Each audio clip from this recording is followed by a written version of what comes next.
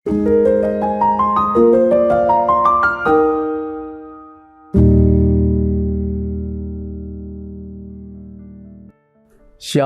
Bapak Ibu dan Saudara sekalian yang terkasih dalam Tuhan.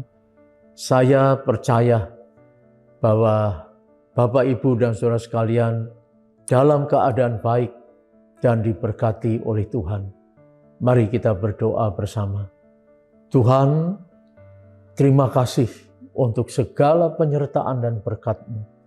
Juga untuk kesempatan di mana kami ingin bersama merenungkan firman-Mu dan belajar dari firman-Mu tentang ibadah dan keadilan sosial.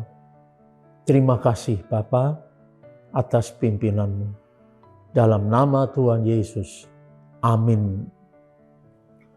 Kita akan bersama membahas tentang ibadah dan keadilan sosial. Tema ini sangat menarik dan selalu relevan untuk segala zaman dan di segala tempat. Amos adalah nabi yang diutus Allah untuk mengingatkan tentang masalah ini, yaitu ibadah dan keadilan sosial di dalam kehidupan kita. Ibadah kepada Allah dan keadilan sosial ternyata harus berjalan bersama. Tidak bisa sendiri-sendiri dan tidak bisa dipisahkan. Untuk itu, mari kita belajar dari Amos 5 ayat 4-13. Tolong Anda baca ya, Amos 5 ayat 4-13. Ayat 5a berkata demikian. Janganlah kamu mencari Betel. Memang Betel adalah tempat orang Israel datang untuk menyembah dan beribadah pada Allah, bukan? Berbondong-bondong orang Israel pergi ke Betel untuk beribadah dan menaikkan korban-korban sembelihan kepada Allah. Dengan korban-korban sebagai bentuk penyembahan dan persembahan kepada Allah.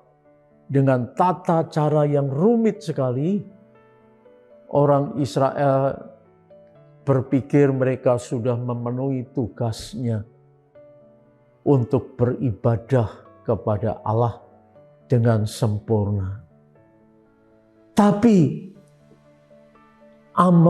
Nabi Amos ini menegur bahwa ibadah dan kurban-kurban mereka yang begitu rumit dan banyak sebenarnya tidak relevan dan malah membawa dosa.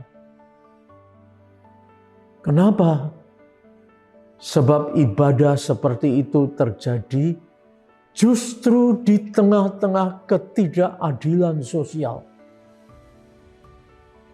Mengapa Amos berani berkata di tengah-tengah ketidakadilan sosial? Yang pertama, karena perbuatan menegakkan keadilan dan kebenaran dilupakan oleh banyak orang. Bahkan cenderung keadilan dan kebenaran itu diinjak-injak. Ayat 7 berkata demikian. Yang kedua, para pemimpin agama waktu itu berani-beraninya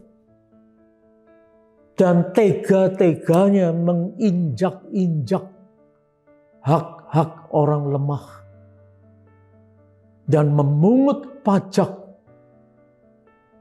yang membebani rakyat kecil. Lihat dan bacalah ayat yang ke-11. Betapa sangat memalukan, bukan? Pemimpin agama ternyata bagaikan preman-preman. Yang ketiga, Orang-orang benar dipojokkan.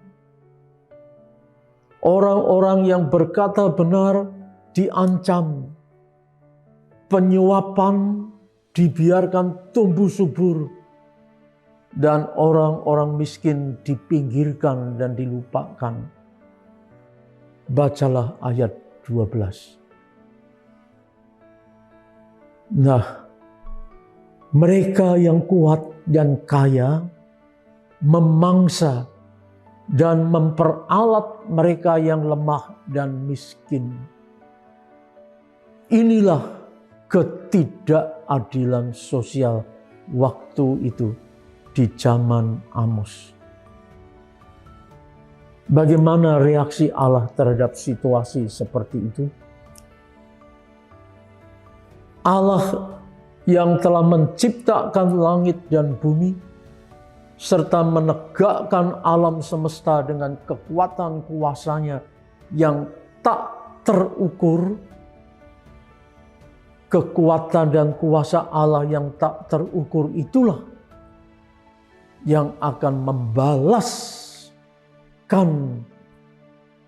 para korban keserakahan dan ketidakadilan yang menimpa mereka. Bacalah ayat 8 dan 9. Nah, di sini kita lihat Allah ternyata tidak tinggal diam melihat orang-orang yang lemah, miskin, malah dipermainkan dan diperas dan diperlakukan tidak adil. Allah bergerak dan membalaskan semua apa yang telah dirasakan kepedihan oleh orang-orang yang kecil dan miskin itu. Ingatlah bahwa tidak ada ritual, betapapun rumitnya, dan tidak ada ibadah, betapapun semaraknya,